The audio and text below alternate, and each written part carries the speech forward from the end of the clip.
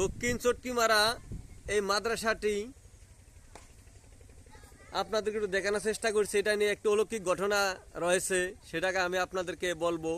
এই মাদ্রাসাটি কাজ শুরু হওয়ার পূর্বে মাদ্রাসার 70,000 টাকা অত্র এলাকার কেশিয়ার মনির ভাইয়ের ঘরে জমা ছিল। সেই টাকা সরে নেওয়ার কারণে আজ এই মাদ্রাসার কাজ বন্ধ রয়েছে। কত মানুষ হইলে মাদ্রাসার টাকা কিন্তু চুরি করে, সেটা আর আমি কি বলবো, ভাষা আপনাদেরকে বুঝাইতে পারছি না। এই ব্যাপারে আমি মসজিদ ইমাম মাদ্রাসার শিক্ষক, আপনি কিছু কি বলেন? আপনি মাদ্রাসার আসলে আমরা যেহেতু মুসলমান হিসাবে আমাদের প্রত্যেকের ধর্মীয় এবং প্রত্যেকের একটা ধর্মীয় দায়িত্ব আছে।